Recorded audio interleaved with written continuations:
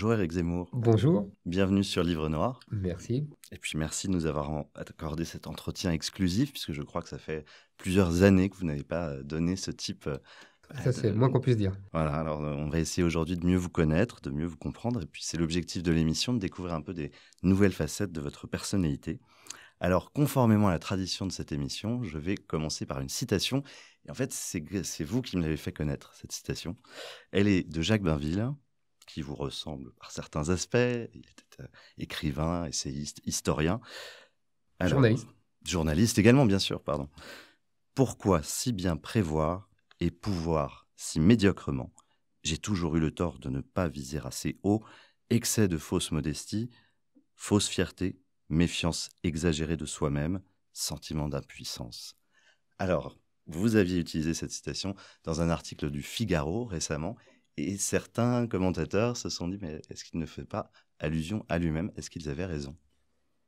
Ah ben, ils avaient raison au-delà même de ce qu'ils pensaient. C'est-à-dire que il faut comprendre le contexte. Toutes les semaines, je fais un livre, je fais une chronique sur un livre dans le Figaro. Et le plus souvent, on discute avec l'un des rédacteurs en chef du journal. Et 2 fois sur 3, c'est lui qui me dit, bah tiens, j'ai repéré tel livre, tu ferais une chronique. Et là, en l'occurrence, c'est le cas.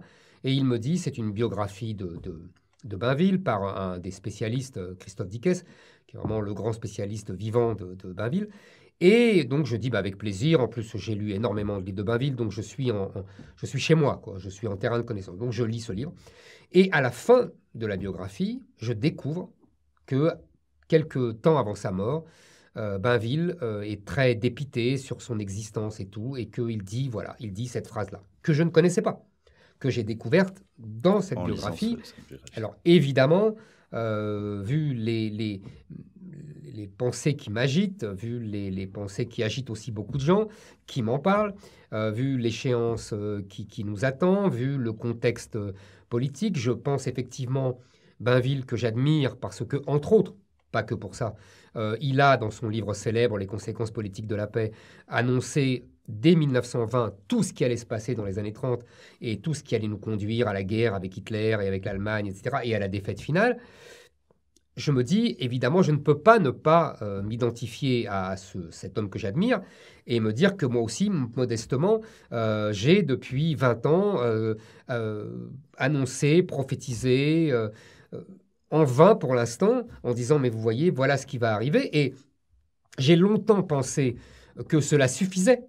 C'est-à-dire, je me suis longtemps dit, eh ben, c'est déjà, je suis dans la bataille idéologique, dans la bataille gramscienne, vous savez, du célèbre Gramsci, dans la lutte culturelle, et c'est déjà faire de la politique.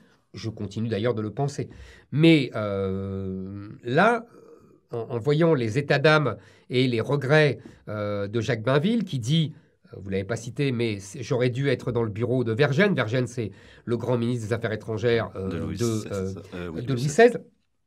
Et qu'à l'époque de la Troisième République, à l'époque de Bainville, c'est le ministre des Affaires étrangères qui détermine la politique étrangère de la France.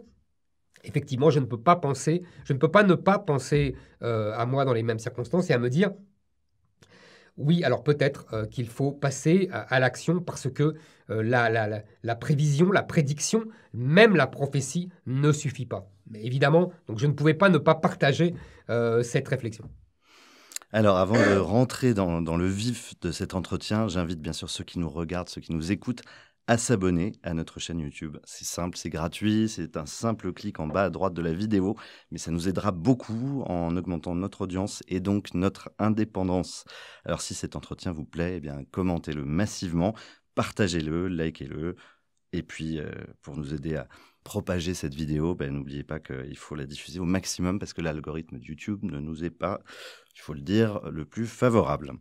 Alors, Éric Zemmour, on vous entend souvent fustiger l'immigration, parfois même utiliser ce terme de grand remplacement. Mais vous-même, est-ce que vous avez vu la France changer? Je rappelle que vous avez grandi à Drancy. Voilà, quel est... Oh, bah, écoutez, c'est très simple. Vous savez, je peux dire que dans l'espace d'une vie, j'ai vu exactement dans les lieux où je suis né, où j'ai grandi, le changement profond de la France. je peux en témoigner. C'est-à-dire que je ne suis pas né dans un quartier huppé de Paris qui aurait été moins touché par le changement de population. Non, je suis né à Montreuil, en banlieue parisienne. J'ai grandi enfant à Drancy, toujours en banlieue parisienne. Puis, dans les années 70, mes parents se sont installés rue Doudoville, c'est dans le 18e arrondissement, pas loin de Barbès, au métro Château-Rouge. Donc, si vous voulez, en 20 ans, là, j'ai vécu exactement dans des quartiers où la population a été complètement renouvelée. Évidemment que moi, quand j'étais enfant, il y avait une population française de chou. Je me souviens que j'avais des voisins à Drancy qui s'appelaient Martin et Minot. C'était mes voisins dans les quartiers populaires de Drancy. Je ne peux pas dire mieux. Les noms parlent tout seuls. Je ne parle même pas d'immigrés italiens ou espagnols, qui étaient là aussi. Mais dans mon immeuble, il y avait des familles françaises depuis 1000 ans. C'était la France des années 60, pas la France de Louis XIV. Donc ça, il faut bien comprendre ça. Et dans les années 70, je vais dans le 18e arrondissement, donc rue de Deauville, à métro Château-Rouge, où là, effectivement, on commence à avoir, il y a des immigrés maghrébins, très peu d'Africains. Là, aujourd'hui, vous retournez et à Drancy et à Montreuil, où je suis né, où mes grands-parents, mon grand-père paternel habitait, mes grands-parents paternels habitaient. Et à Château-Rouge, vous avez des contrées qui sont complètement africanisées, c'est-à-dire l'Afrique noire et le Maghreb. Je peux vous raconter une anecdote. Il y a quelques années, il y a, je dirais maintenant 7-8 ans, je vais déjeuner chez une amie qui habitait dans le 18e, pas loin, vous savez, de la fameuse église Saint-Bernard, où il y avait eu une occupation par les sans-papiers, comme on disait. Donc, je vais déjeuner chez elle et donc je descends dans la rue Doudoville où j'ai habité. Je vais regarder l'immeuble où j'ai habité. D'ailleurs, dans tous ces endroits dont je vous parle, les immeubles n'ont pas bougé. C'est uniquement la population qui a changé. On a l'impression que le décor est resté le même et que ce n'est plus les mêmes acteurs, quoi. C'est tout. Et je passe par la rue Léon, je peux vous dire, par la rue Mira, toutes les rues adjacentes. Tous les gens qui connaissent reconnaîtront évidemment ce parcours. Et je vois 3-4 jeunes maghrébins qui sont sur une voiture. Et l'un me reconnaît et me hèle en me disant « Hé Zemmour, qu'est-ce que tu fais là? T'es pas chez toi ici ?» Et j'avoue que cette interpellation, bon, je suis passé, j'ai pas répondu, si vous voulez, c'est révélateur de ce qui s'est passé. J'ai grandi là avant qu'ils naissent. Et pour eux, je ne suis pas chez moi. C'est-à-dire qu'il y a des territoires aujourd'hui où un Français qui est né là n'est plus en France. Tout le monde l'assume en vérité. Ceux qui le disent, comme ce jeune homme, et ceux qui le nient, puisque en fait, ils le savent très bien, mais qu'ils ne veulent pas le reconnaître. Donc, je pense, c'est unique dans l'histoire de l'humanité. Je pense qu'en l'espace d'une vie, parce que ce que je vous raconte là, c'est 40 ans, c'est rien. C'est-à-dire, c'est vraiment un instant dans l'histoire de l'humanité. C'est rien du tout. On n'a jamais vu une population changer comme ça, aussi vite et aussi profondément, je pense, dans toute l'histoire de l'humanité. Je pèse mes mots. Alors justement, vous avez des prises de position donc, qui sont courageuses, qui sont fortes, mais qui vous désignent souvent comme une cible pour vos opposants, vos adversaires. Donc je pense bien sûr récemment au rappeur Youssoupha, qui a écrit à votre sujet « Je mets un billet sur la tête de celui qui fera taire ce con d'Éric Zemmour ». Est-ce que vous recevez régulièrement des menaces et au fond, est-ce que vous vous sentez menacé? Est-ce que vous avez peur? Vous savez, là, ce vers, si j'ose m'exprimer ainsi, de Youssoupha, puisque c'était dans une chanson de rap, je ne sais pas si on dit un vers, c'est une très vieille histoire, ça a 10 ans. C'était le temps où j'étais chroniqueur chez Ruquier. Les menaces, vous savez, elles sont permanentes. C'est-à-dire que ma vie a changé depuis une dizaine d'années.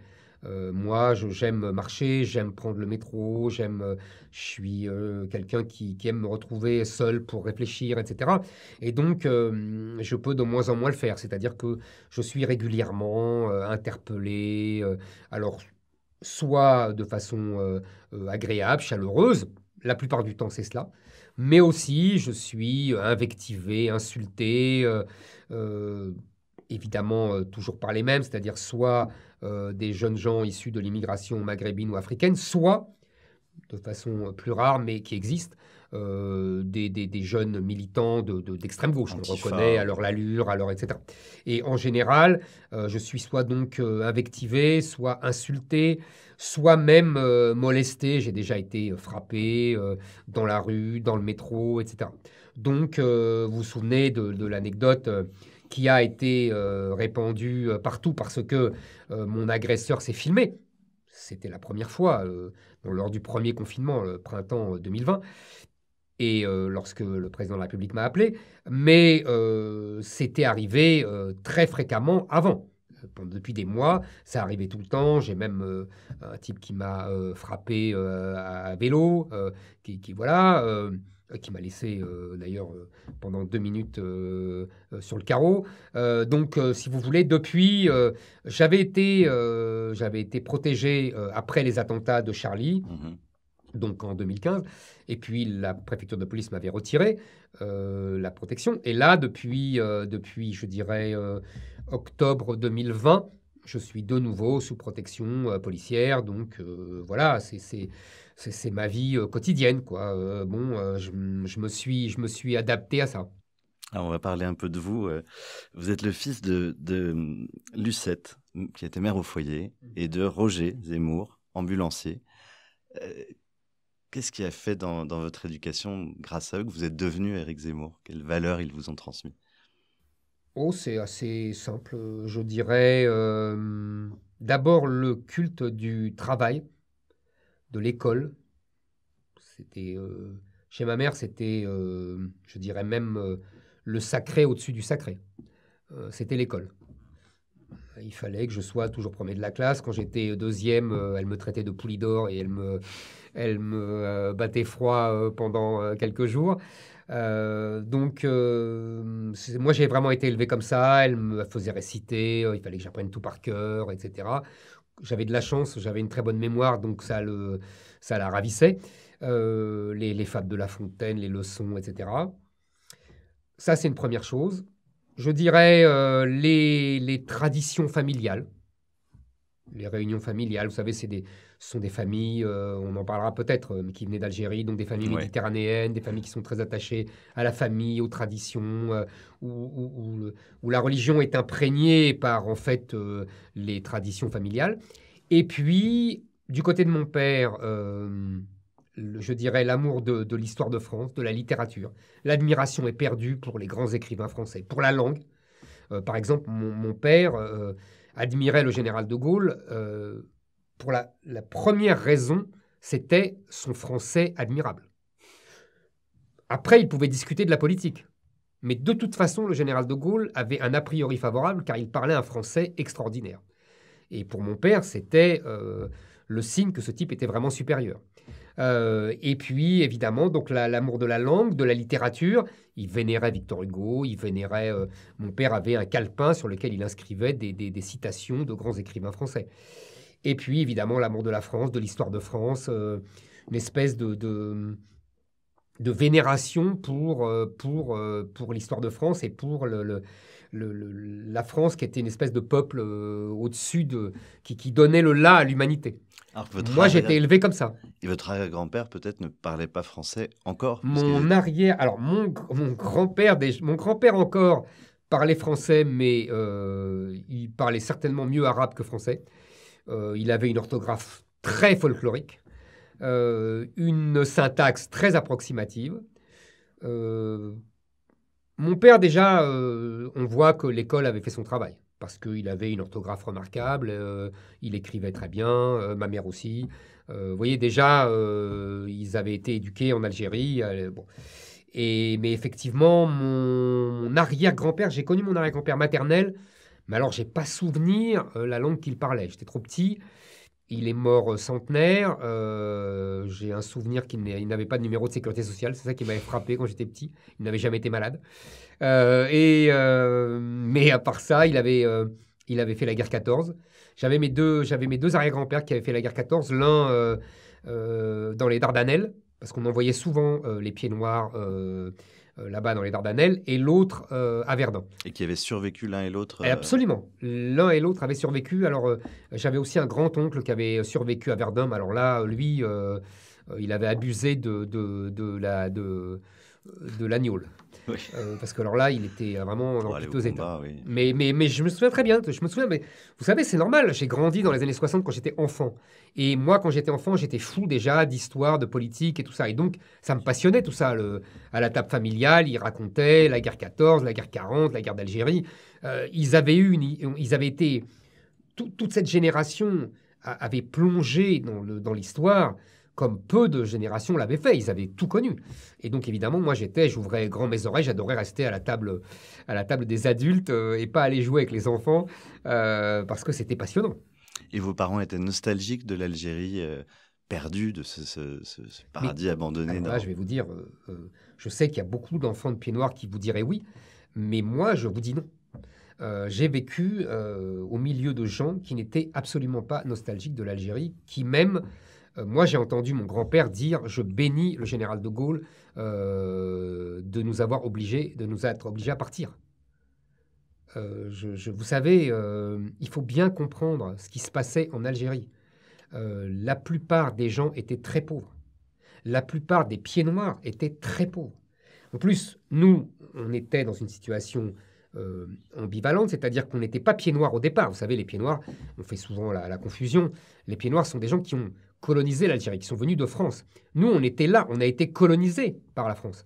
On était là, on est des juifs berbères qui habitaient là depuis 1000 ans. D'ailleurs, on a été nous-mêmes colonisés par les Arabes. Donc, si vous voulez, la colonisation française, c'était pas la première colonisation, loin de là. L'Algérie a toujours été colonisée. D'abord, l'Algérie ne s'appelait pas l'Algérie, puisque c'est la France qui l'a nommée l'Algérie. C'est la France qui a défini ses frontières, c'est la France qui l'a inventée. Avant, c'était une terre colonisée, et dont le colonisateur, qu'il soit espagnol, ottoman, arabe, ne s'occupait pas du tout. Il n'y a que la France qui a construit des hôpitaux, des routes, des chemins de fer, des ponts, etc. Et si vous voulez, pour moi, la colonisation a été une bénédiction. Je dis toujours ça, hein, je bénis la France de nous avoir colonisés. Et donc, vous comprenez, quand le général de Gaulle a donné l'indépendance à l'Algérie, mais ma famille, qui était très très pauvre, mon grand-père paternel était cordonnier, il avait 9 enfants, ça faisait beaucoup rire mes enfants quand mon père leur racontait qu'il partageait une orange pour 4. Imaginez la tête de mes enfants dans les années 2000.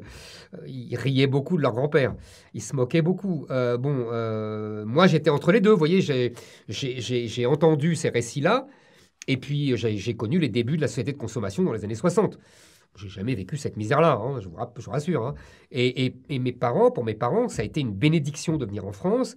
Ils ont pu travailler sérieusement, ils ont pu nourrir leurs enfants, ils ont pu progresser dans la société. Mon père, vous disiez qu'il était ambulancier, mais il avait 10 ambulances. Ouais, Quand il est commencé jeune, il était préparateur en pharmacie. Puis, comme il ne gagnait pas assez puisqu'il avait 2 enfants, il a pris une ambulance, il a pris 2 ambulances, il a eu 10 ambulances en quelques années. C'était ça la France des années 60. Pour quelqu'un, je vous dis, dont le père n'arrivait pas à faire vivre 9 enfants et qui était cordonnier modeste. Vous voyez, c'était extraordinaire. Donc je comprends, un, qu'ils bénissent la France, et deux, qu'ils n'étaient pas mécontents d'avoir quitté l'Algérie. Vous voyez, ça a été une félicité pour eux. Ils sont arrivés en France dans une époque extraordinaire, dans un pays magnifique, où ils ont pris toute leur part, on les a laissés travailler comme ils voulaient, on les a récompensés, où leurs enfants étaient à l'école. Vous savez, pour mon grand-père, quand j'étais diplômé de l'Institut d'études politiques, je pense qu'il ne savait pas très bien ce que c'était. Je m'en souviens très bien, puisqu'il est mort quelques mois après, il a descendu pour fêter ça une bouteille de champagne à lui tout seul. Et personne n'a pu lui prendre la bouteille de champagne. Pour lui, c'était quelque chose de mythique, quoi. C'est ce que j'ai lu dans Camus, vous savez, dans le premier homme. C'est le premier homme ou le dernier homme, je ne sais jamais. Enfin, son livre autobiographique qui est sublime, d'ailleurs. Moi, j'ai retrouvé exactement tout ce que j'avais vécu. exactement la même histoire. L'Algérie, la pauvreté, l'école, la littérature française et la réussite scolaire parce que l'école française était extraordinaire et qu'elle permettait à tous les enfants travailleurs et méritants de monter très très vite. Et ça, vous imaginez pas, en 2 générations. Quand on nous dit aujourd'hui, ah bah oui, il faut 5 générations, mais c'est pas vrai. Ce n'est pas vrai, j'en porte témoignage. Livre Noir, c'est votre média. Une formule élégante qui, en 3 mois, grâce à votre soutien, a diffusé près d'une trentaine de portraits intimes et originaux. Et cela sans autre moyen que notre passion. Nous avons décidé de franchir une nouvelle étape en lançant une web TV. Pourquoi ? Pour être la grande peur des bien-pensants. Pour continuer notre travail en cas de censure YouTube et pour vous offrir d'autres formats inédits, documentaires, débats, reportages. Alors si vous appréciez Livre Noir, abonnez-vous. N'hésitez pas à vous rendre sur notre site et à nous envoyer vos dons. Et merci à tous ceux qui nous soutiennent déjà.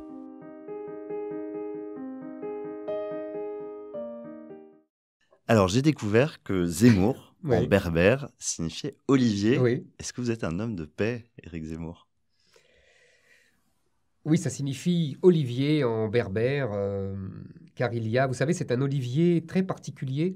J'ai un téléspectateur marocain, quand j'étais chez Ruquier, quand j'étais à On n'est pas couché, qui m'a envoyé une photo de cet olivier. C'est pas un olivier comme en Provence, c'est un olivier particulier qui a une énorme base et qui est gigantesque et qui a la particularité de vivre très vieux.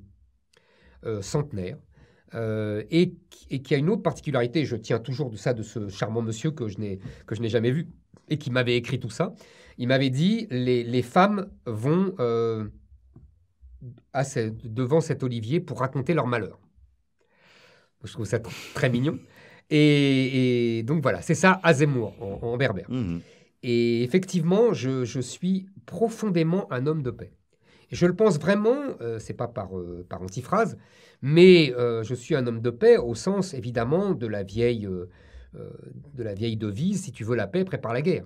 C'est-à-dire que c'est le pacifisme qui prépare la guerre. Et c'est la défense farouche de son identité, de sa terre, de son pays, de son histoire, qui permet la paix. La paix dans l'honneur. On connaît tous ça. On ne devrait même plus se poser la question. Vous savez, je dis toujours ça. Je comprends, moi, après 14-18, que les Français soient devenus pacifistes, car ils avaient connu la pire boucherie de l'histoire. Et donc, on peut comprendre les erreurs qu'ils ont commises dans les années 20, dans les années 30. On peut comprendre tout le courant pacifiste, brillant. On peut même comprendre Céline. On comprend pourquoi on refusait de se battre, encore une fois, contre les Allemands. On peut comprendre. C'était une erreur, mais on peut comprendre cette erreur. Mais aujourd'hui, les gens qui sont pacifistes, aujourd'hui, ce sont les gens qui ne veulent pas voir la réalité du grand remplacement, la réalité de ce que j'appelle la colonisation islamique. Ceux-là n'ont qu'une excuse. Ils n'ont pas l'excuse de 14. Et donc, effectivement, ces gens-là sont des pacifistes qui confondent la soumission avec la paix. Je pense que c'est moi qui défends le mieux la paix, parce qu'on n'aura pas la paix si on se soumet. Là, au contraire, on aura la guerre, et on aura une guerre terrible. Et moi, je fais tout pour éviter à nos enfants cette guerre qui s'annonce et qui a déjà commencé. Vous me faites un peu penser à la figure de l'honnête homme du XVIIe, lucide et désespéré, mais toujours avec une espèce d'énergie joyeuse. C'est-à-dire que vous pouvez dire les choses les plus angoissantes, mais avec, je ne sais pas comment dire, on ne vous sent pas... on vous sent pas abattu. Et je me demandais, est-ce qu'il vous arrive d'être triste ? Et dans ces cas-là, qu'est-ce que vous faites ? Je pourrais vous dire la fameuse phrase, je crois, de Montesquieu, qui disait « Il n'y a pas une heure de tristesse qu'un livre n'est pas effacé ou dissipé. » J'ai ce moyen-là. Effectivement, vous avez raison, je suis un désespéré combatif. C'est-à-dire que Vous savez, c'est la fameuse phrase de Bernanos qui dit l'optimisme, Oui. c'est une lâcheté, alors que le pessimisme surmonté doit être notre comportement. Moi, je pense que c'est du pessimisme surmonté. Je suis pessimiste. Je pense effectivement que les lois démographiques sont des lois d'airain et qu'elles s'imposent de plus en plus à nous. Et qu'il nous faut absolument réagir, il nous faut absolument résister, sinon nous allons à la catastrophe. Et je pense que la politique, c'est ça. Je pense que la politique, c'est euh, pouvoir prédire précisément, ça nous ramène à notre discussion du début sur Bainville, prévoir absolument l'avenir, le tragique de l'avenir, pour pouvoir l'éviter. Si si on ne veut pas voir ce qui va nous arriver et si on ne veut pas voir le tragique de ce qui va nous arriver, eh ben on ne prévoit pas et on ne prend pas les mesures nécessaires pour l'éviter. Et c'est exactement ce qui est en train de nous arriver, c'est exactement là où nous emmène toute la classe politique et tous nos dirigeants depuis 40 ans. Alors, vous êtes de confession juive. Est-ce que vous êtes très pratiquant? Oula, je suis très modérément pratiquant. J'ai gardé, je vous dis, j'ai été élevé comme ça dans les traditions. Pour moi, la religion est reliée à une tradition familiale. Donc j'aime tout ce qui a trait à la famille, tout ce qui a trait aux retrouvailles familiales. Mais je vous parlais de ma famille tout à l'heure. Vous voyez, par exemple, mon grand-père, lui, était très pratiquant. Mon grand-père vraiment connaissait très bien la Torah, les enseignements de la loi juive et pratiquait très strictement.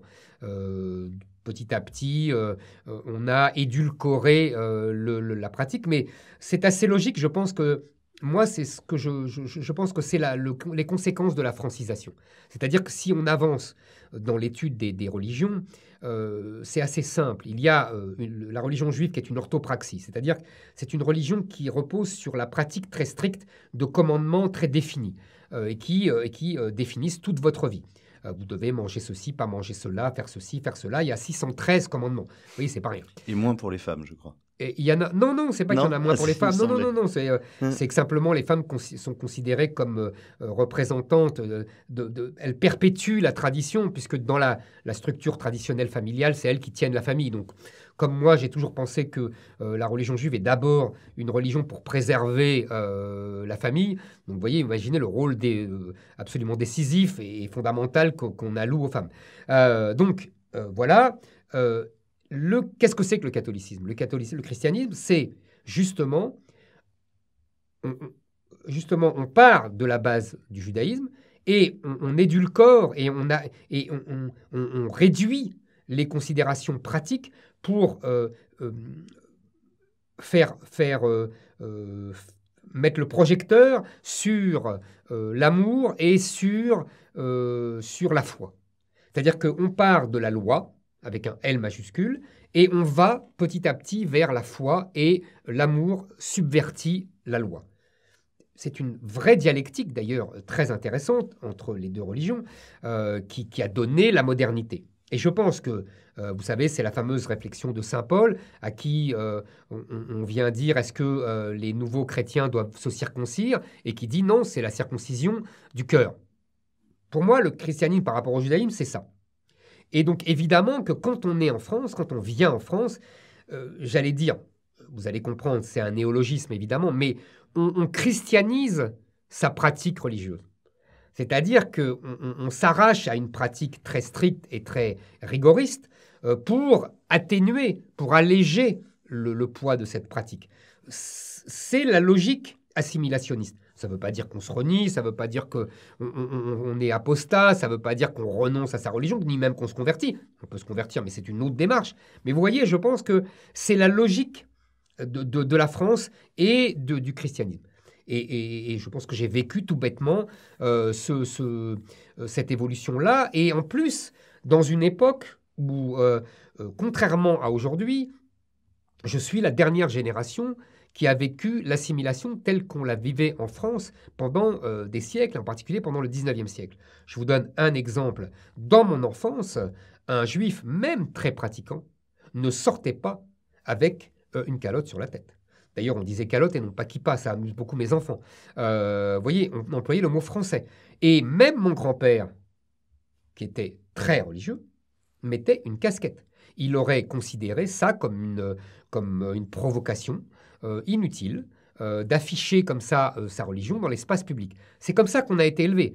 C'était ça, comment vous dire, le contexte de ce qu'on appelait l'assimilation. Et c'était davantage lié au respect de la laïcité qui était récente et qui avait été imposée dans des conditions assez difficiles, ou c'était, je veux dire, le respect de l'identité française? Ah mais je vais vous dire, c'est les deux. C'est-à-dire que on ne veut pas le voir aujourd'hui, mais la laïcité avait une règle et il avait un esprit.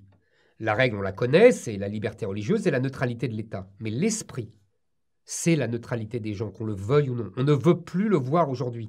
C'est la discrétion, le devoir de discrétion. Dans l'espace public, on ne fait pas état de sa religion.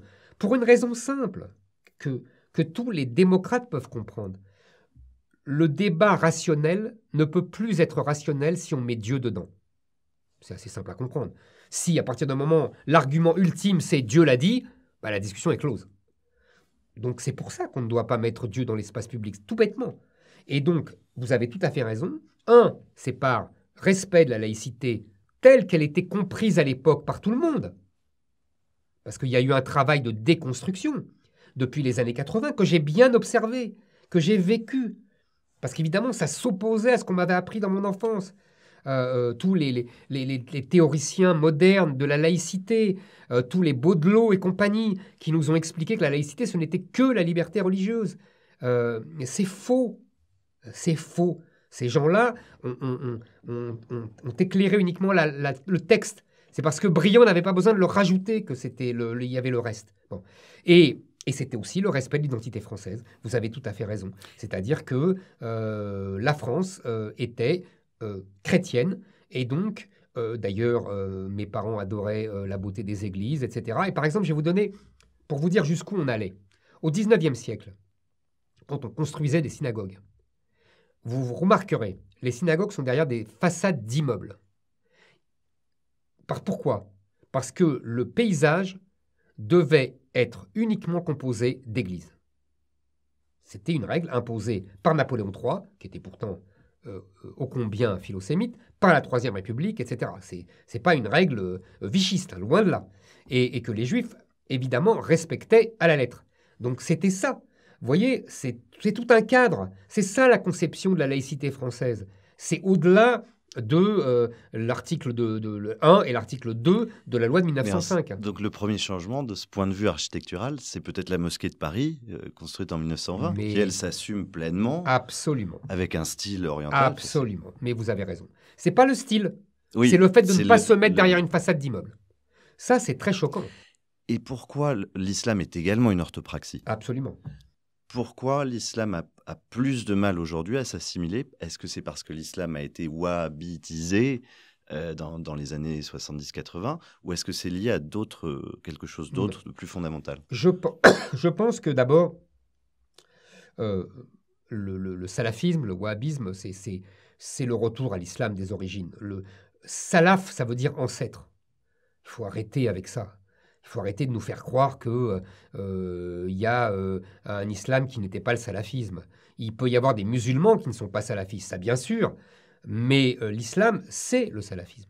C'est l'islam des origines. Ça, c'est une première chose. Deuxièmement, alors là, vous posez une question historique. C'est-à-dire qu'il y a plusieurs raisons. La première raison, c'est que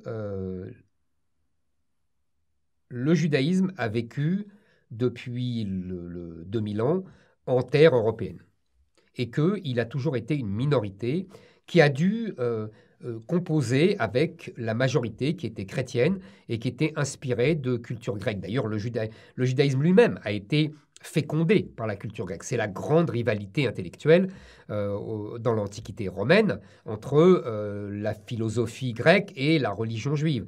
Et c'est d'ailleurs toute la théorie, je lis beaucoup des gens comme Alan Bloom, des gens comme Léo Strauss, qui vous expliquent très bien, tous ces grands intellectuels universitaires américains, qui vous expliquent très bien comment l'Occident s'est le lien, la rencontre entre le judaïsme et la philosophie grecque. Entre la philosophie qui domine la religion, c'est Athènes, et la religion qui domine la philosophie, c'est Jérusalem.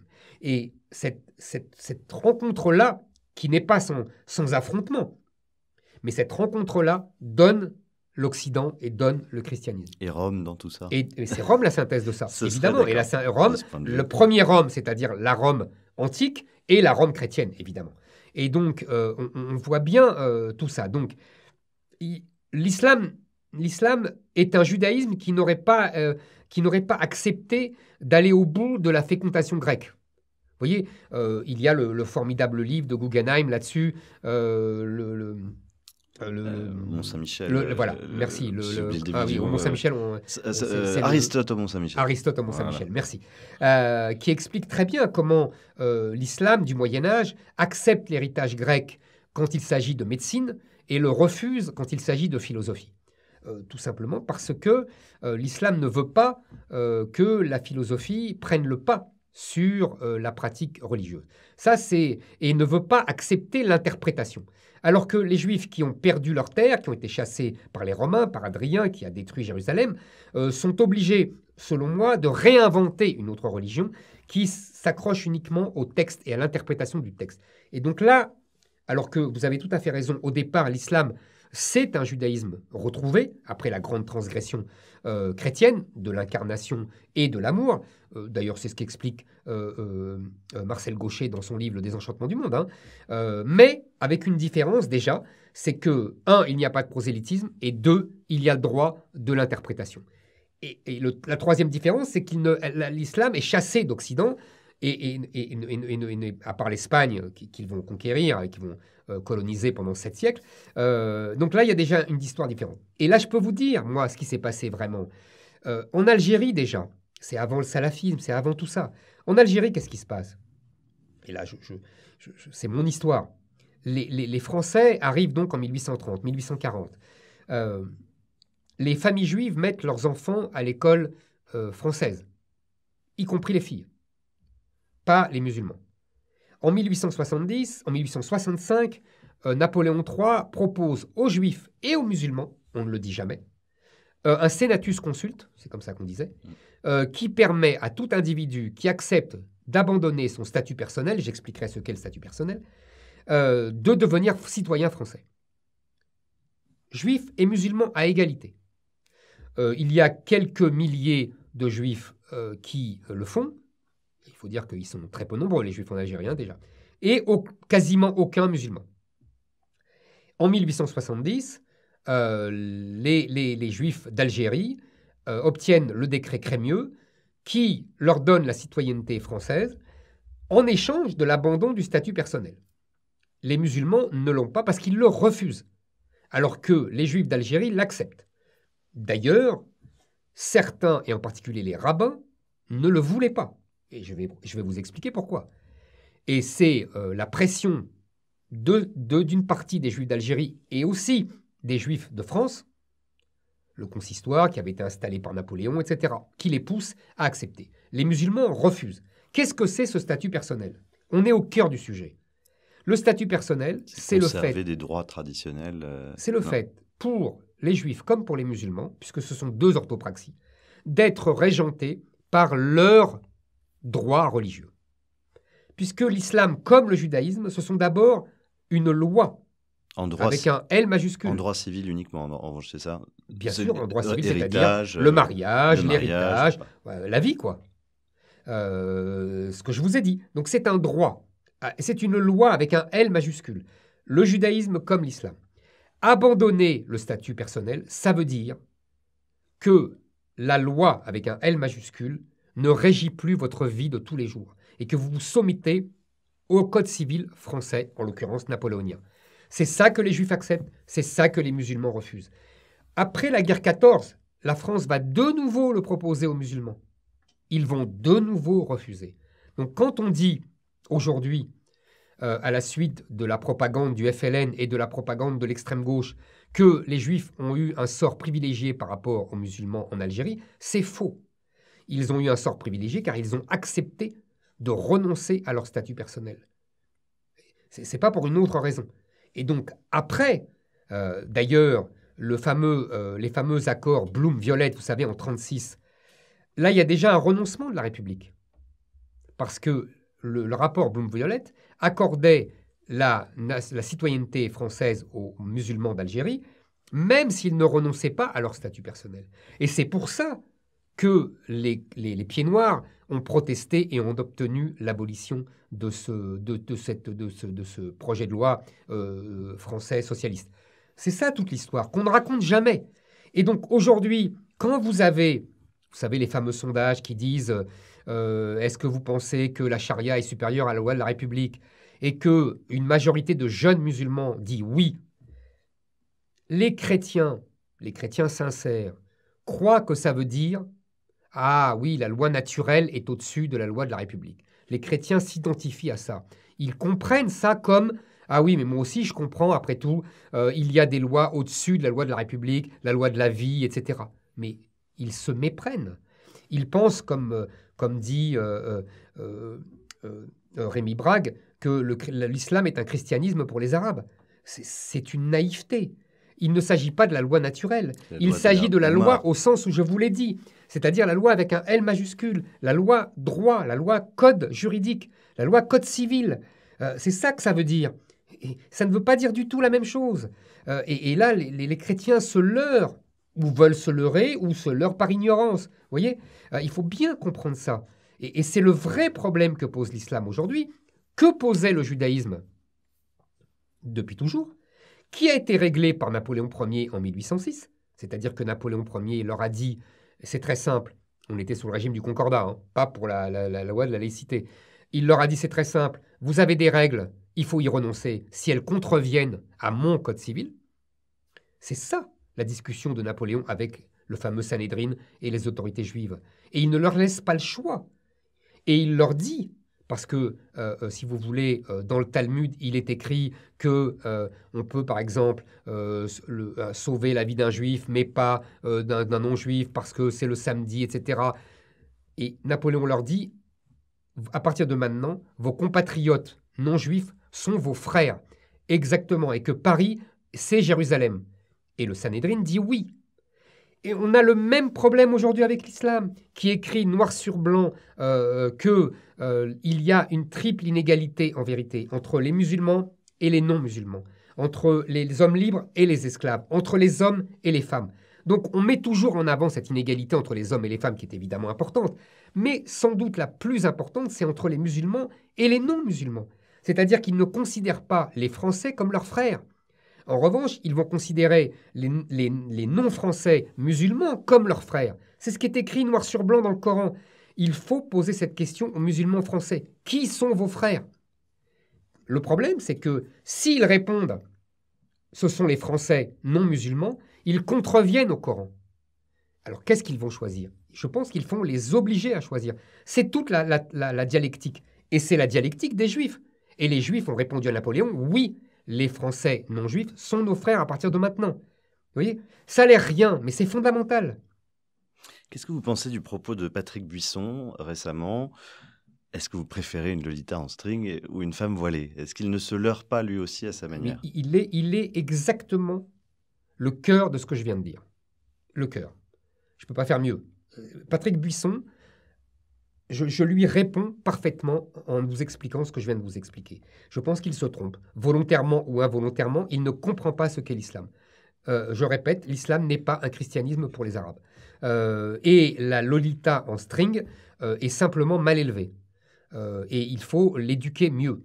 Il faut lui apprendre les règles. C'est à sa mère de lui apprendre les règles de ce qui se fait, de ce qui ne se fait pas, de la réserve, de la bonne éducation. Ça se faisait avant en France naturellement, quelle que soit la classe sociale. La femme en voile, elle est tout aussi respectable en tant qu'être humain, mais qu'est-ce que ça signifie, la femme voilée? Ça signifie, voilà, l'islam s'impose en France. C'est une mosquée ambulante, une femme voilée. Cela signifie, la France devient un pays islamique. Et je l'assume. Et je l'assume dans la rue. J'islamise votre paysage urbain. C'est ça que ça veut dire. Ça n'a rien à voir avec une Lolita. Et encore une fois, contrairement à ce que croit Buisson, ça n'a rien à voir avec la dignité. Ce n'est pas une bonne sœur. Ça n'a rien à voir, vous comprenez. Ça veut dire, mon identité musulmane est supérieure à toutes les autres. Ça veut dire, vous, les Français et les Françaises qui n'êtes pas voilés, vous n'êtes pas mes sœurs. Voilà. Et ça veut dire, tout simplement, ma loi musulmane s'impose en France. Mais c'est tout à fait légitime, puisque pour le Coran, le monde est partagé en deux. Il y a le Dar el-Islam et le Dar el-Harb. Le Dar el-Harb, ça veut dire le monde de la guerre. Le monde de la guerre, on lui fait la guerre parce qu'il est infidèle, pour qu'il devienne le monde de l'islam et qu'il reçoive la paix, puisqu'il se soumettra. C'est ça, comment vous dire. Vous savez, islam, ça vient de... comment dire, c'est à la fois la soumission, ça veut dire soumission, et ça veut dire salam, la paix. Pardon, oui. Pourquoi c'est la même origine? Il faut bien comprendre, parce qu'on a la paix que si l'on se soumet à l'islam. Il y a une phrase de Mahomet dit ça. Si vous vous soumettez, vous aurez la paix. Alors, vous dites parfois que vous avez été élevé par des femmes et qu'elles vous ont, je cite, appris à être un homme. Qu'est-ce que c'est qu'être un homme, Éric Zemmour? Bonne question qui est complètement aujourd'hui politiquement incorrecte. Puisqu'aujourd'hui, on nous explique qu'être un homme, soit ça n'existe pas, soit c'est nuisible. Donc moi, je suis resté à des choses simples. Vous savez, quand j'étais enfant, les cousins de ma mère me racontaient qu'en Algérie, ils se battaient pour protéger ma mère quand elle était en danger, parce que, paraît-il, elle était très jolie et donc elle était l'objet de mini-agressions, etc. Et pour moi, être un homme, c'est d'abord ça. Moi, j'ai été élevé comme ça.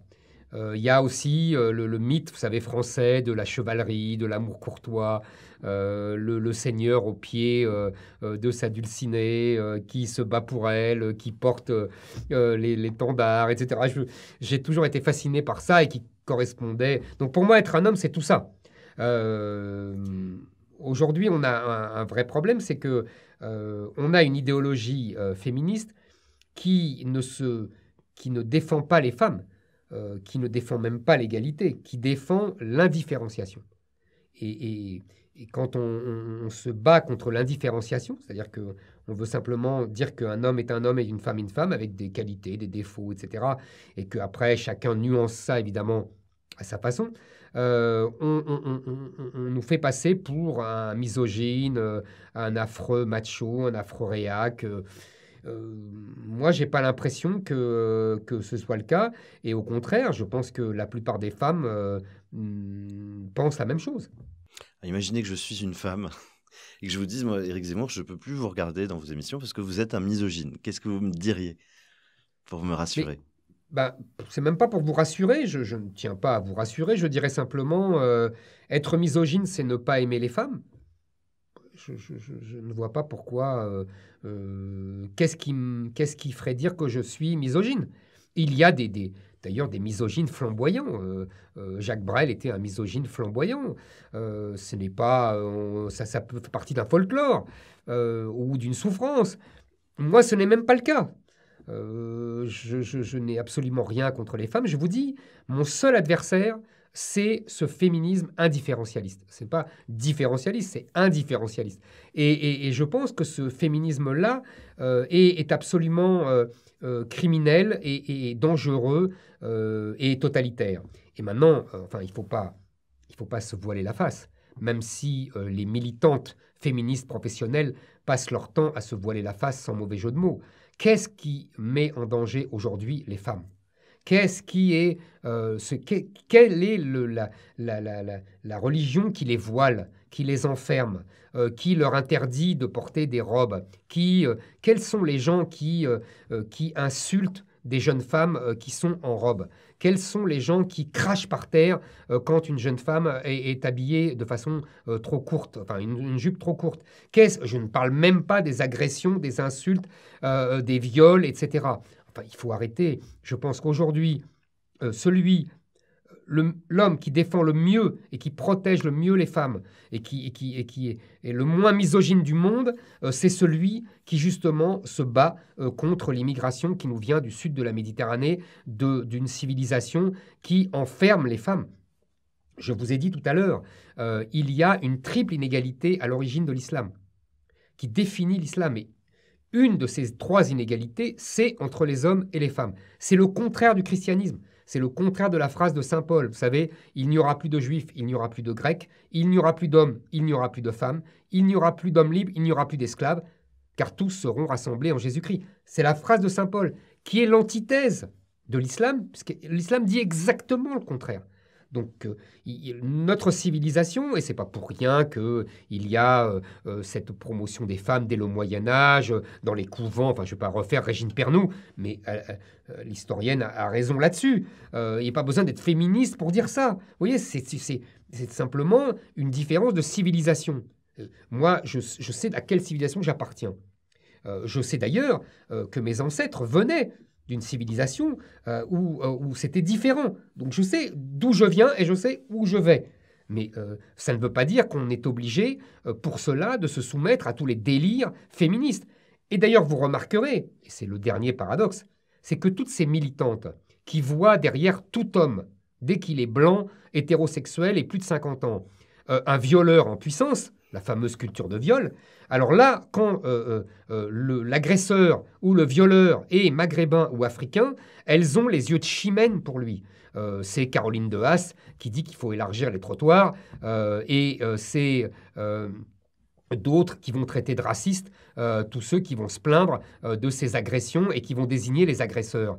Enfin, aujourd'hui, dans toute l'Europe, il n'y a pas qu'en France, en Allemagne, en Suède, dans tous les pays qui ont accueilli par millions des migrants. Les viols de jeunes femmes blanches a explosé. Tout le monde le sait. Il y a des pays où les statistiques sont édifiantes. Enfin, je crois qu'aujourd'hui, le premier danger pour les femmes, ce n'est pas une controverse philosophique et idéologique sur ce qu'est le féminisme. Aujourd'hui, le premier danger pour les femmes, c'est pour leur vie, pour leur intégrité physique, et on sait d'où vient le danger. Je pense que je suis au contraire, le contraire d'un misogyne, puisque je défends l'intégrité de nos femmes, des femmes de notre civilisation, à rester en vie, tout simplement. Je ne vois pas quel est le meilleur défenseur que moi. Est-ce qu'il y a des sujets sur lesquels vous avez changé d'avis ces dernières années, et si oui, lesquels?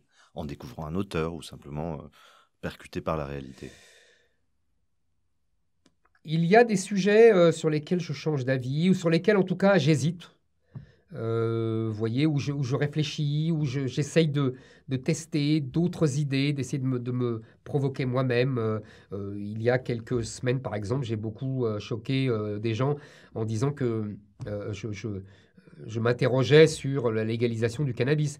Vous voyez, parce que quand une situation ne me satisfait pas, j'essaye d'aller plus loin, au-delà de mes propres réflexes et mes propres pensées. Bon. Ça ne veut pas dire que je change d'avis, mais ça veut dire que j'essaie de réfléchir. Il y a des auteurs qui me font changer d'avis. Enfin, oui, par exemple, ma vision de la Révolution française a radicalement changé depuis que j'ai lu Origine de la France contemporaine de Taine. Je ne vois plus la Révolution française de la même façon. J'ai longtemps regardé ça à la manière de Furet. Moi, je suis un enfant de Furet. Les années 80, c'est ma jeunesse. Et donc, en gros, c'est le distinguo entre 1789 et 1793. Ce distinguo me satisfaisait comme beaucoup de gens. Depuis que j'ai lu Taine, je ne le vois plus du tout comme ça. Je pense effectivement que le 93 commence, comme il le dit, le 14 juillet 1789. Que la terreur commence le 14 juillet 1789. Et ça change tout. Je pense effectivement, avec Taine et avec Tocqueville, que la Révolution française a continué le travail de la monarchie, de centralisation, d'élimination des corps intermédiaires, etc. etc. J'ai une vision effectivement beaucoup plus conservatrice, beaucoup plus, vous voyez, Burke, Taine et d'autres, qu'une vision progressiste de la Révolution française. Et ce n'est pas négligeable. ce n'est pas négligeable parce que la Révolution française, non seulement est un événement évidemment majeur dans l'histoire de France, mais depuis 2 siècles, on passe notre temps à refaire la Révolution française. Donc chaque génération doit se positionner par rapport à la Révolution française. Et évidemment, je le fais, et je l'ai fait à 20 ans, et je ne le ferai pas de la même façon aujourd'hui. Mais même pour une question... Alors là, ça fait longtemps que je n'ai pas changé d'avis, vous allez me dire. Mais par exemple, pour la question de l'immigration et de l'islam, j'ai longtemps pensé qu'il n'y avait aucune raison que l'immigration musulmane ne s'assimile pas à la France comme les immigrations précédentes. J'ai pensé cela. Pour vous dire que ce n'est pas une question ethnique ou raciale, si j'ose dire, si j'emploie ce mot, c'est que, après tout, je venais de la même région qu'eux. Mes ancêtres les avaient côtoyés. Mes ancêtres parlaient arabe avec eux, ou le berbère. Donc, vous voyez, donc je me disais, le travail qu'ont fait mes parents et que je fais moi, il n'y a aucune raison, tout le monde peut le faire. J'ai basculé en 1989 avec la polémique du voile de Creil. Les 4 jeunes filles, vous savez, qui se sont voilées. Là, j'ai compris, si vous voulez, d'où l'importance du voile. J'ai compris qu'il y avait que le chemin, on pouvait le faire dans un sens, c'est-à-dire le chemin de l'assimilation, mais on pouvait le faire aussi dans l'autre sens. C'est ce que le général de Gaulle appelait la francisation ou la défrancisation, vous savez. Donc je pense que là, c'est le point de départ de la défrancisation. Et depuis, nous avons cessé de le parcourir à grandes enjambées. Ça fait une 40aine d'années que vous suivez la classe politique, que vous la connaissez, que vous la fréquentez, que vous l'interrogez. Trentaine, ne me vieillissez pas. Un peu plus, non, c'est pas 84 85. Ah, je pensais 84. Non, 84, 85. Et on est un peu plus que 30. Mais donc, vous les connaissez, ces gens qui ont dirigé la France, finalement. Très bien. Comment est-ce qu'elle a évolué, cette classe politique? Qu'est-ce que vous en diriez aujourd'hui avec le recul que vous avez?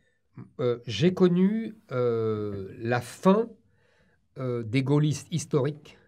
C'est-à-dire que quand je suivais une réunion du RPR, il y avait encore Maurice Couve de Murville, Michel Debré, vous voyez, des gens comme ça. Alain Perfit, il y avait encore ces gens-là. C'est-à-dire les gens qui avaient côtoyé le général de Gaulle, vraiment. Ce n'était pas un mythe. J'ai très bien connu ça, je m'en souviens très bien.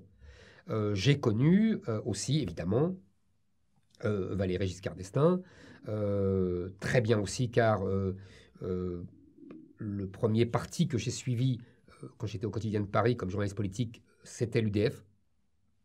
Et donc, Giscard d'Estaing, à partir de 88, reprend l'UDF. Et donc, j'ai très bien connu Giscard d'Estaing, je l'ai vraiment côtoyé, comme j'ai très bien connu Jacques Chirac. Vous voyez, tous ces gens-là, je les ai très bien connus, comme j'assistais aux réunions de l'UDF avec, il y avait Raymond Barre, il y avait François Léotard, il y avait Alain Madelin, il y avait les réunions du RPR où il y avait Pierre Mazot, où il y avait, vous voyez, des gens comme ça. Michel Debré, je m'en souviens très bien. Je vous dis, Maurice Couve de Murville, Jacques Chaban-Delmas. J'ai connu très bien Jacques Chaban-Delmas à Bordeaux, etc. Je dirais 2 choses très différentes et par rapport aux générations d'aujourd'hui. J'ai très bien connu Nicolas Sarkozy, je l'ai connu vraiment, on était jeunes hommes, si j'ose dire, tous les deux. Je l'ai vu sauter de joie dans la rue quand il avait appris le premier sondage qui donnait la victoire de la droite en 1993, parce qu'il était sûr d'être ministre, puisque Édouard Balladur serait nommé Premier ministre. Je m'en souviens très bien. La différence, c'est très simple. Première chose, la connaissance intime de l'histoire. Des gens qui avaient connu la guerre, Seconde Guerre mondiale, même Mitterrand avait été né pendant la Première Guerre mondiale, qui avaient connu la guerre d'Algérie, donc qui savaient que, selon la formule célèbre de Raymond Aron pour Giscard, qui savaient que l'histoire était tragique. D'ailleurs, j'en parlerai un autre jour, mais je pense que Raymond Aron se trompait. Giscard savait que l'histoire était tragique, mais il pensait qu'elle ne le serait plus, ce qui est une nuance, mais c'est une autre discussion. Maintenant, ça c'est la première chose. Évidemment, vous voyez bien que à partir de Nicolas Sarkozy, François Hollande et Emmanuel Macron, ils ont en commun de ne rien connaître de l'histoire, ni dans les livres, ni dans leur chair. Deuxièmement, la culture. je peux vous dire que quand on discutait avec Giscard ou avec Perfit, ou même avec Balladur, vous voyez, avec des gens comme ça, donc pas la génération gaulliste, hein, eh ben, il fallait connaître certains livres, il fallait connaître une histoire de France. Ils la connaissaient sur la bout des doigts, ils avaient lu des livres, ils savaient ce que c'était que la littérature. On s'est moqué, par exemple, de Giscard, qui admirait Maupassant et qui voulait écrire des romans. C'est vrai qu'il était un peu ridicule. Mais qu'est-ce que ça prouvait? Ça prouvait qu'il lisait des livres. Tout bêtement. Et il lisait des romans, il lisait Maupassant. François Hollande, il n'a pas lu une ligne de Maupassant. Peut-être Bruno Le Maire. Mais Bruno Le Maire, mais d'ailleurs, vous avez vu, il fait tâche. Il fait tâche dans le paysage. Et il le sait très bien, il en joue. Et après tout, il a raison.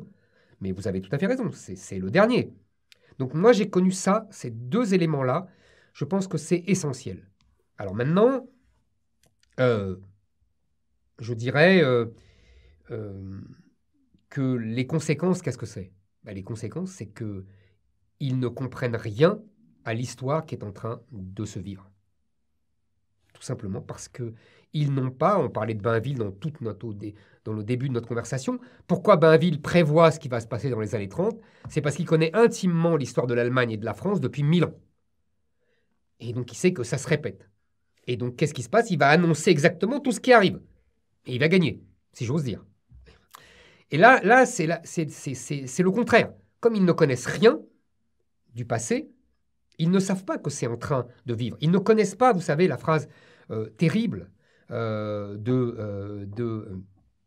René Girard dans Achever Clausewitz, son dernier livre, qui dit il nous faut entrer dans une pensée du temps où la bataille de Poitiers et les croisades seront plus proches de nous que la Révolution française et l'industrialisation au Second Empire.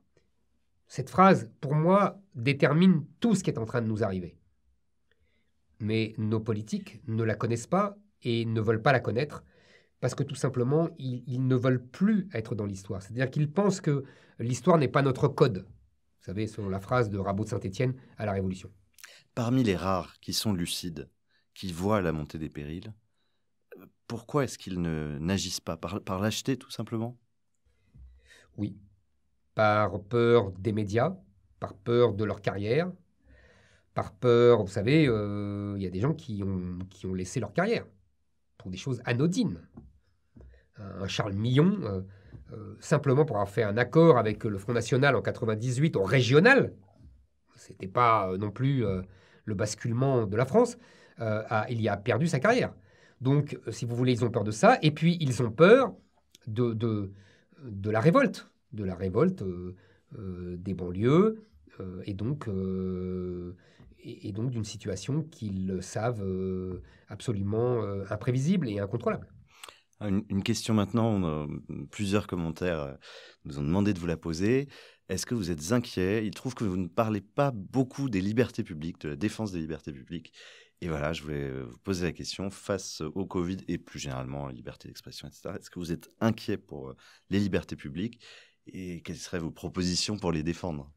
Ils ont raison, j'en parle pas assez. Alors que je le vis moi-même. On parlait tout à l'heure de... mais je vais vous dire, je pense que nous vivons une époque très paradoxale. C'est-à-dire que c'est une époque qui glorifie en permanence la liberté individuelle, qui a fait de l'individu un roi, et qui en même temps organise une société pour qu'il y ait le moins de liberté possible, tout simplement parce que, inconsciemment, nos maîtres ont compris que la diversité interdisait la liberté. C'est-à-dire que pour avoir la liberté de penser, pour avoir la liberté de réflexion, d'expression, il faut un corpus culturel commun. Il faut avoir les mêmes références pour pouvoir s'engueuler sur les références.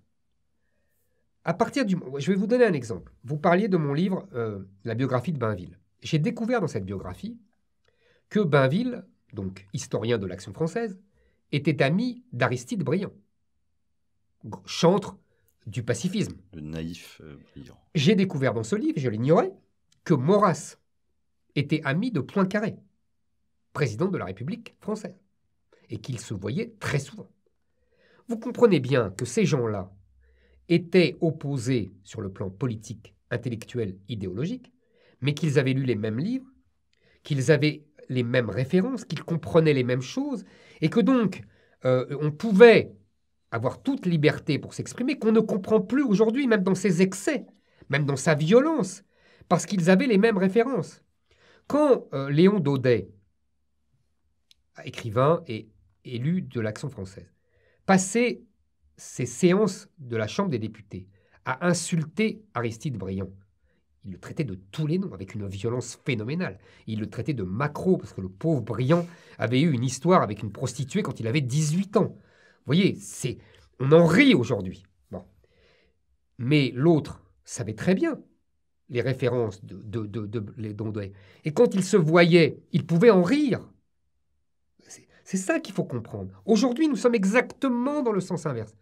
C'est-à-dire que nous avons des gens qui viennent de cultures différentes, de civilisations différentes, avec une ignorance énorme de part et d'autre d'ailleurs, de part et d'autre, et qui ne réagissent plus qu'en réflexe identitaire. On insulte, on ne débat plus, on insulte son identité. On se sent insulté.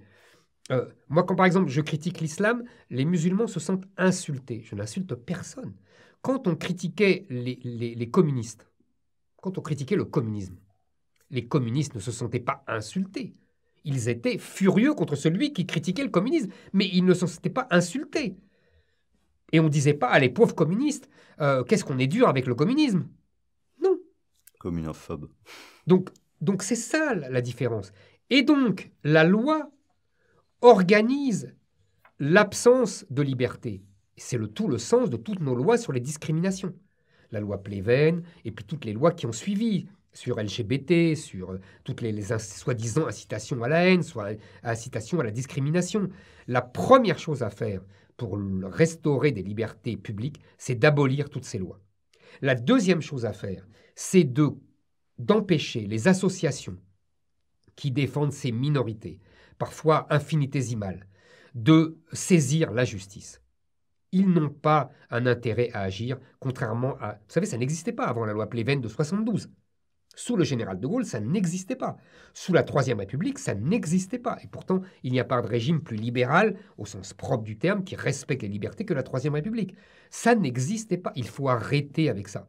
Et pour restaurer la liberté, il faut supprimer les lois liberticides et en couper et priver de moyens ces associations qui instrumentalisent la justice pour faire taire leurs opposants. J'en sais quelque chose. Je suis harcelé par ces associations. Ils me traînent au tribunal tous les 3 mois. Et il n'y a pas que moi. Voilà, ça c'est la première chose à faire. Maintenant, il y a une deuxième chose qui est Internet. En vérité, qu'est-ce qui s'est passé ? Nous avons vécu, et je dis au passé composé, je dirais même nous vécûmes, parce que c'est fini, je pense, une période assez extraordinaire de quelques années où les réseaux sociaux ont permis de briser le monopole médiatique. Et un monopole médiatique qui reposait sur une uniformisation idéologique. C'est-à-dire qu'à partir des années 80, je m'en souviens très bien, quand la gauche s'est convertie au libéralisme au nom de l'Europe, quand la droite gaulliste s'est convertie à l'Europe au nom du marché, il n'y avait plus de différence. Et donc tous les médias sont devenus bien pensants. Et ça a été terrible pour la liberté d'expression. Et les réseaux sociaux ont permis de percer ce monopole. Je compare parfois cette histoire à l'histoire de l'imprimerie. C'est-à-dire que l'imprimerie, au XVe siècle, l'invention de l'imprimerie, vous savez, l'invention de l'imprimerie, ça permet quoi ? Ça permet d'imprimer la Bible. Et donc ça permet aux chrétiens de lire la Bible. Ils n'ont plus besoin de passer par les prêtres pour savoir ce qu'il y a dans la Bible. Ça s'appelle le protestantisme. Je n'invente rien, hein. Victor Hugo le dit, Balzac le dit, l'imprimerie provoque le protestantisme. Et Balzac ajoute, provoquera la Révolution française. Voilà. Eh ben, je pense que les réseaux sociaux, c'est l'imprimerie de notre temps.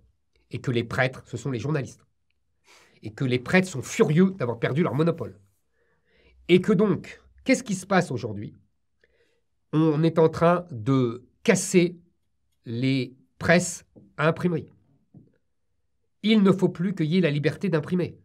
Et donc, on dit que pour régler l'incitation à la haine, on va verrouiller Internet. On va verrouiller les réseaux sociaux. Alors, je ne suis pas en train de faire l'apologie des réseaux sociaux. Vous comprenez ce que je veux dire? Il y a évidemment à boire et à manger. Mais exactement comme l'imprimerie auparavant. Tous les libelles, on trouvait ça scandaleux. Et ben, c'est la même chose. Donc, voilà ce qui est en train de se passer.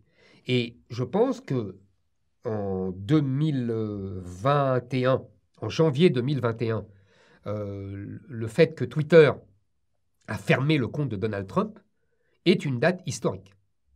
C'est-à-dire que là, on a dit fin du match. Là, ça y est, c'est fini. La liberté sur les réseaux sociaux, c'est terminé. Pour moi, depuis janvier 2021. Et ça va être...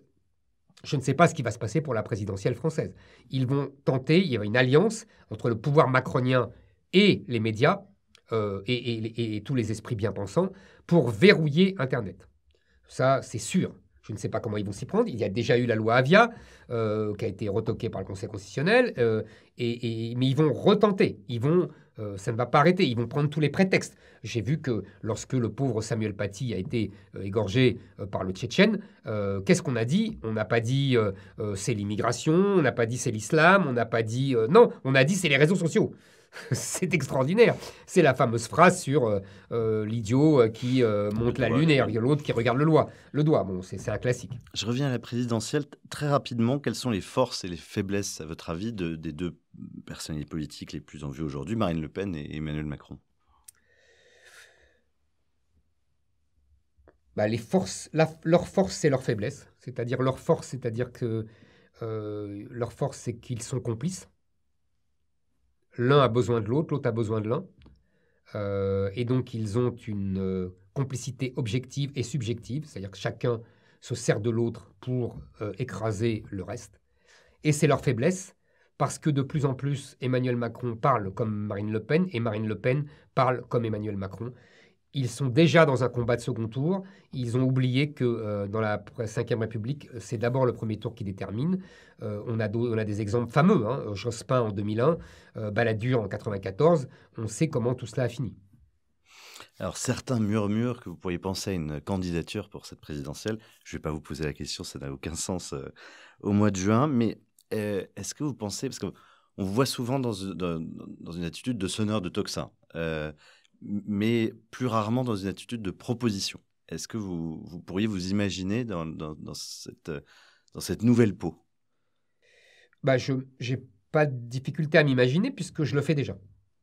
C'est-à-dire que depuis des mois, depuis que je suis tous les soirs à CNews, c'est la logique de l'émission et c'est la logique de mon analyse. C'est-à-dire que, évidemment, quand vous analysez une fois tous les 2 ans dans un livre ou une fois tous les 3 mois dans une émission de télévision, on n'a pas le temps de vous demander, bon, alors qu'est-ce que vous faites? Quand vous faites ça tous les soirs, évidemment qu'on finit par vous dire, bon, alors qu'est-ce que vous proposez? Donc, tout simplement, c'est au-delà de toute arrière-pensée. Bon. Donc, effectivement, je fais de plus en plus de propositions. Je pense de plus en plus à comment... comment mettre en application ce que je dis. Je pense tout simplement que, si vous voulez, je continue de penser que ce qui manque à notre classe politique, c'est le diagnostic. Ils font des propositions dans le vide. Ils ne comprennent pas ce qu'il se passe. De Marine Le Pen à Emmanuel Macron, ils ne comprennent pas ce qu'il se passe. Par exemple, je vais vous donner un exemple. Ils ont tous maintenant compris que la sécurité allait être au centre de la présidentielle. Donc, ils font tous des propositions sur la sécurité. Très bien. Mais le sujet, ce n'est pas la sécurité. Ce n'est pas ça le sujet. La sécurité est un problème parce que nous vivons un changement de peuple et une guerre de civilisation sur notre sol. Donc, il faut traiter en amont. Ce n'est pas en mettant plus de policiers que les policiers vont résoudre la guerre de civilisation qui se mène sur notre sol. Si vous ne voulez pas l'admettre ou si vous ne le comprenez pas, eh ben, vous mettez des coups d'épée dans l'eau. Vous voyez, tout est comme ça. Et je pense que moi, j'étais l'inverse, c'est-à-dire que je pose le bon diagnostic et que je ne faisais pas la suite, tout simplement parce que je me disais, naïf que j'étais, si je pose le bon diagnostic, eh ben, il y a des politiques professionnels qui vont s'emparer de ce diagnostic et qui vont mettre en œuvre et qui vont trouver des mesures adaptées à ce diagnostic. Mais je dois avouer, mais ça fait 20 ans, ça fait 10 ans, ça fait 5 ans, le suicide français à 2014, vous voyez, tous mes livres commencent à dater, et je ne vois pas de politique qui mettent en œuvre cela. Donc, du coup, je réfléchis à la suite, et je réfléchis aux mesures éventuelles qu'on pourrait prendre à partir de mon diagnostic. Alors, vous qui êtes journaliste, comment Emmanuel Macron s'y prend-il pour museler la presse, si c'est le cas, hein, mais est-ce qu'il a des leviers? Est-ce que vraiment un président de la République peut faire taire ou changer une ligne éditoriale? Museler, c'est un grand mot. Je pense qu'il a effectivement, on a beaucoup dit, la fameuse femme qui tenait la presse People, etc. Je n'en sais rien, peut-être que c'est vrai. Mimi Et Marchand. là, effectivement, comment? Mimi Marchand. La fameuse Mimi Marchand. Mais c'était pour la presse People. C'était donc pour la vie privée, pour tout ça. Pour le reste de la presse et pour les sujets plus sérieux, plus politiques, je ne crois pas qu'il muselle la presse. Je crois qu'il n'a pas besoin. Je pense que... C'est de vous savez, l'autocensure la presse, avant tout. non, c'est pas l'autocensure. La presse est à 80% macronienne. Mais elle l'était avant Macron. Qu'est-ce que c'est Macron? C'est l'héritage de Dominique Strauss-Kahn. Qu'est-ce que c'est Dominique Strauss-Kahn? C'est l'héritage de Michel Rocard. Et qu'est-ce que c'est les médias depuis 40 ans? Ils sont rocardiens, ils ont été strauss-kahniens, donc ils sont macroniens. Ils ne sont pas macroniens parce que c'est Macron, ils sont macroniens parce que Macron est, vous savez, est conforme à leur idéologie. Je taquine souvent Alain Duhamel, que j'aime bien, malgré nos désaccords, parce que c'est exactement ce que je vous disais tout à l'heure. C'est-à-dire que nous avons lu les mêmes livres. Et donc, on peut s'accrocher en connaissance de cause. Mais Alain Duhamel, c'est pas Alain Duhamel qui va au pouvoir. C'est le pouvoir qui vient à Alain Duhamel. C'est Mitterrand qui s'est duhamélisé. En fait, il s'est giscardisé. C'est Chirac qui s'est duhamélisé. En fait, il s'est mitterrandisé, qui s'était lui-même giscardisé. Vous voyez, c'est Sarkozy qui s'est duhamélisé, mais parce qu'il s'est... Enfin, vous voyez, etc., etc., vous avez compris. C'est tout. Donc, les médias suivent leur ligne et il s'avère que c'est la ligne du président de la République. Bien sûr, il faudrait nuancer ce que je viens de dire, mais la grande ligne, c'est ça. Vous pensez qu'Édouard Philippe, rapidement, pourrait être le remplaçant après le rocardisme, le strauss-kahnisme, le macronisme? Mais Édouard Philippe, si je me souviens bien, a commencé dans sa jeunesse, et il était rocardien. Et d'ailleurs, Jean-François Copé aussi. Alors, un peu de légèreté. Quelles sont les régions de France que vous préférez? Très vite. Oh, alors là, quelles sont les régions? Alors, la Touraine. Je suis fasciné par la Touraine. Évidemment, la Provence.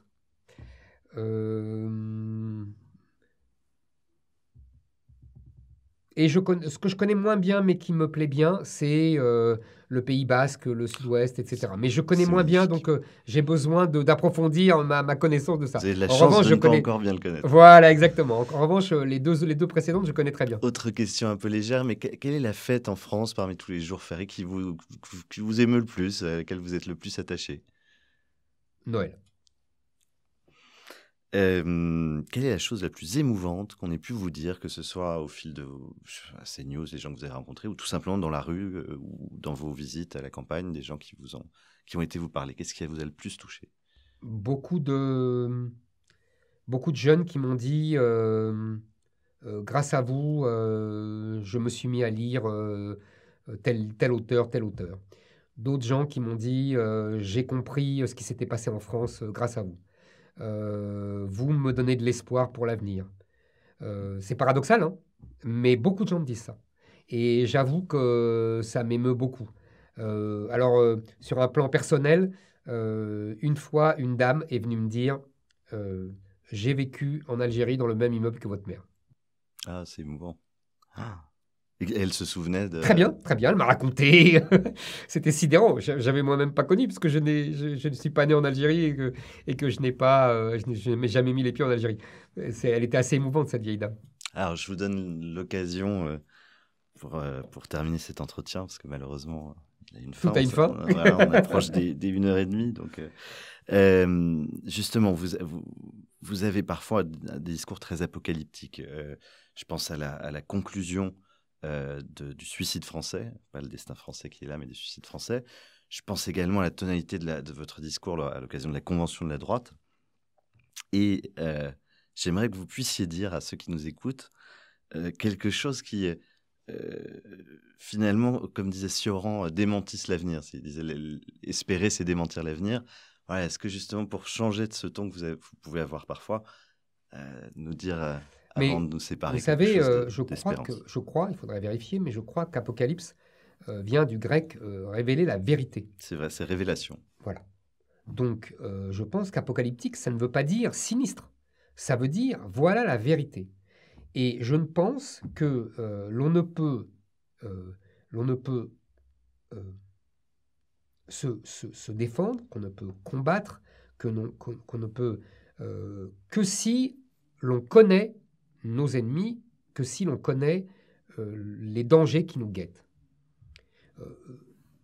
Le général de Gaulle, il dit pas on n'a pas perdu la bataille.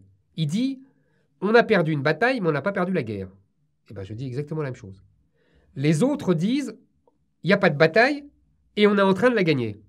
Moi, je dis on a perdu une bataille, mais si on veut gagner la guerre, il faut vraiment se battre. Je trouve que ça n'a rien de défaitiste, ça n'a rien de pessimiste. C'est au contraire très optimiste. Mais un optimisme pas idiot, un optimisme, si vous voulez, qui est fondé sur les réalités. Quand le général de Gaulle, pour reprendre encore ma comparaison, quand il dit nous ne sommes pas seuls, la guerre va devenir mondiale, vous voyez, et ben, qu'est-ce qu'il fait? Il dit on a perdu, on a pris une raclée, mais le combat peut continuer. Si on fait certaines choses. Et ben moi je dis la même chose. Voilà, je dis on a déjà perdu beaucoup de batailles, mais on n'a pas perdu la guerre. Pour cela, il faut vraiment comprendre pourquoi on a perdu ces batailles passées et comment on peut gagner la guerre. C'est ça que j'essaye tout simplement de définir. Et vous pensez que les Français ont encore l'envie de se battre? C'est tout l'enjeu. C'est tout l'enjeu. Vous savez, je crois qu'il y a pour prolonger la comparaison avec le général de Gaulle, je ne me compare pas au général de Gaulle, hein, je ne suis pas devenu complètement fou, mais il a une formule qui dit il n'y a pas de défaite, il n'y a pas de renoncement, il n'y a qu'une seule chose, c'est un peuple qui renonce à se battre et qui se couche pour mourir. Voilà. Je pense que si le peuple français ne veut pas se coucher pour mourir, il doit se battre et se battre pour sauver son identité, sa civilisation. Et ça veut dire regarder en face les dangers mortels qui les menacent. Eh bien, merci Éric Zemmour. Merci pour cet entretien très dense. On va vous offrir un petit cadeau, c'est un buste de l'empereur Napoléon Ier. Alors là, il est offert par l'atelier Missor. On avait reçu ici Barbare Civilisé qui travaille avec eux.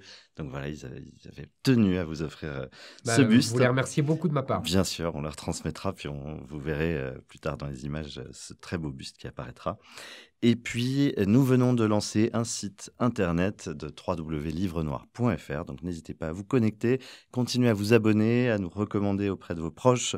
Et puis, vous allez voir passer une campagne de levée de fonds parce qu'on a des nouveaux formats à venir, en particulier des documentaires et en particulier un documentaire qui aura pour thème l'immigration.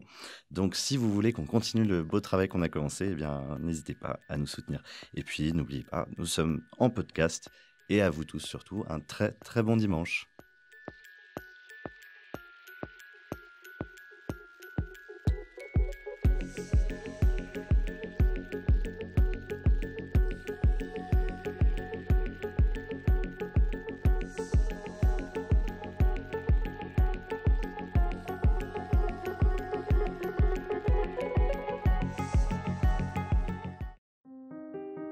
Livre Noir, c'est votre média.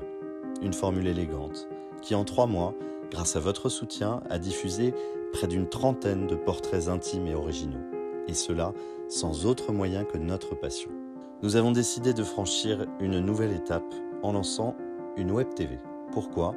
Pour être la grande peur des bien-pensants, pour continuer notre travail en cas de censure YouTube et pour vous offrir d'autres formats inédits, documentaires, débats, reportages.